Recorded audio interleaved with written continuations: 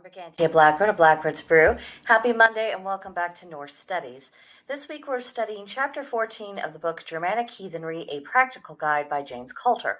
It's titled Sacrifice, Bluostar and Gelt. The author begins by expounding upon the holiness of these procedures and their profound spiritual meaning, but we are going to begin by defining terms.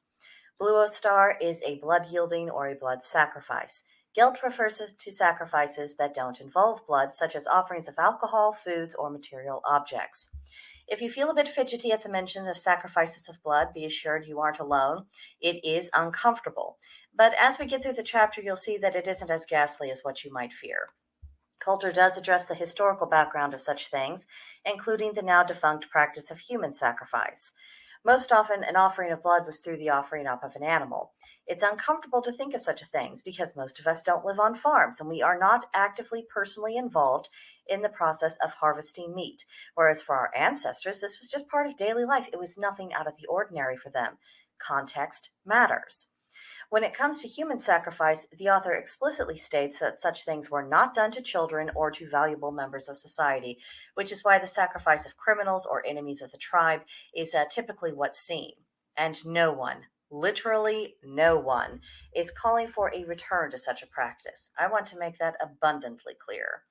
I also want to point out that human sacrifice is not just the defunct practice of paganism. We can find examples of human sacrifice within Abrahamic religions as well. For one very dramatic example would be during the Inquisition, in which many people were burned at the stake on the pretext of some supposed heresy or another. And that example is far closer to us at the historical time frame than anything that was ever done by pagan peoples.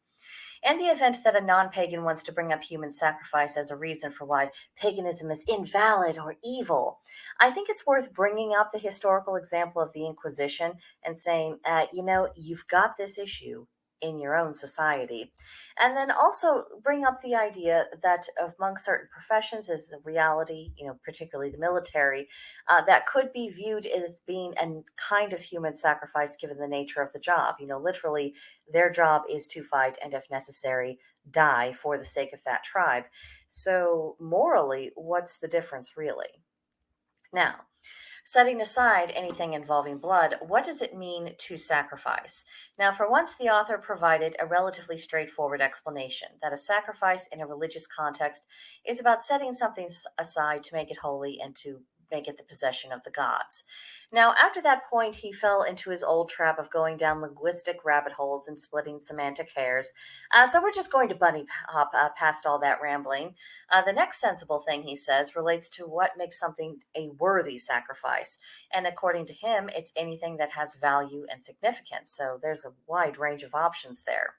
Now, from that point, he gets into details about tailoring these offerings to the deity who would also find value and significance to them. And it's also necessary to listen to our intuition in this regard, because, of course, we don't want to make an unwelcome offering to the gods. And one of the benefits of our constant study is that we become greater and more acquainted with the priorities and the likes and the dislikes of various deities, and that helps inform our intuition so we can make better choices. The author makes a further note about not making a nuisance of oneself, not to be always giving something and asking for something in return. Offerings should be made in a spirit of sincerity, and it should take into account whether a deity wants a lot of attention or not, because they're individuals. They have different preferences as far as that goes. Now, I don't see anything wrong with frequent offerings if it's done for the sake of praise or thankfulness or as a gesture symbolizing how much you value that relationship. But those occasions would not be times when you're really asking for something in return. You're just saying, I'm glad you're here. It'd be the same as, complimenting your spouse or, hugging your kids. It's just, I'm glad you're here. I'm glad you're with me. Now, there is a bit of etiquette to consider here, and it's really experience that will help us to determine, how often to make the offerings, to whom and with what, and we just have to go through that process. Now, this brings us back to Bluostar, the author's first paragraph on this topic, which is approximately the length of your average essay. It's a mixture of promoting the spiritual power of the act and the dire warnings of what could go wrong and the various consequences stemming from that. Now, to the author's credit, he does stress the seriousness of such a thing and how, if it's done at all, it should be done with forethought and care and as painlessly for the animal as what is possible, and that all involved in the procedure should be thoroughly prepared. But what he fails to do is establish whether the literal shedding of animal blood is something that's even necessary in this day and age.